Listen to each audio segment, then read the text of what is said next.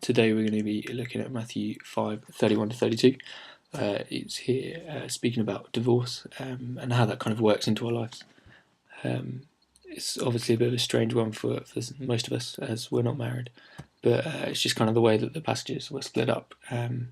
So let's, I guess, get into it, learn from it, and apply it to our future lives. I think one of the things we first need to do is put this passage into its context. I think it makes a lot more sense once you do that.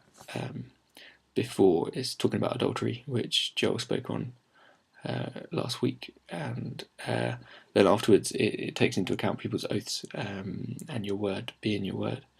These go, I guess, hand in hand with this middle section, and it makes more sense once we take this into account. The point of man's word here is emphasised, and I guess doing what you say you're going to do, which in this case is loving somebody until death does you part. I think one of the main problems we have nowadays is that we are, I guess, a very pleasure-driven society. We don't like hard work, and marriage, from, I guess, speaking to some couples that I know, can be hard work and requires working at it most of the time. We can trade in for a better model. It's becoming easier and easier just to be able to get divorced and remarry again, which is something which wasn't necessarily possible so many years ago. It's accepted a lot more in society nowadays. I guess really when we think about it, we, I guess, hark back to the good old days.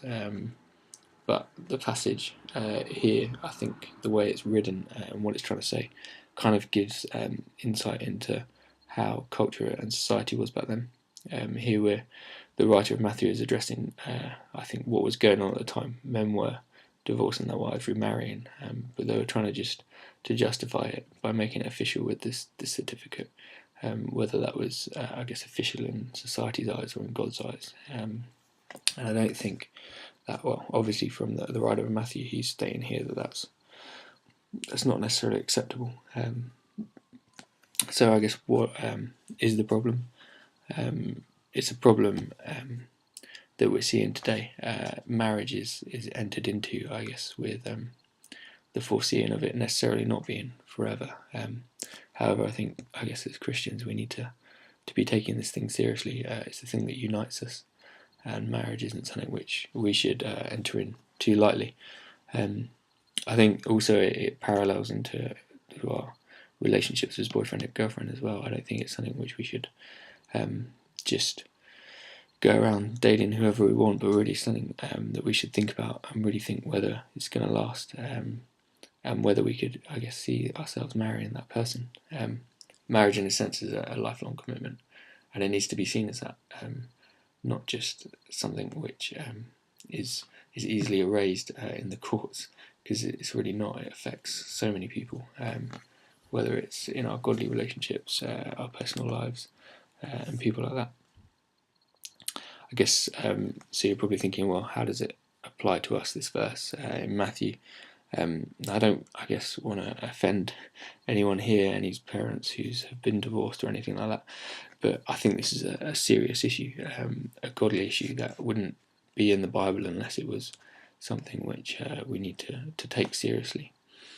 If we take the hardline view of the Bible, then it's basically saying that anyone who gets divorced without the man, I guess we can say either of the two people committing adultery is wrong.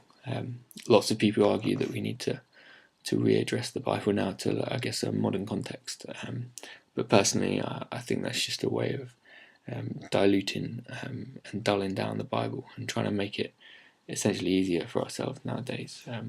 I don't think it's any different today, and I think this issue is the same. I don't see any reason why we should suddenly think divorce is acceptable just because it may make our lives easier. It's marriage is, as I said, something that I guess needs to be worked out and sorted out. People shouldn't just be able to get divorced just because maybe they've fallen out of love, or it's just not working for them anymore.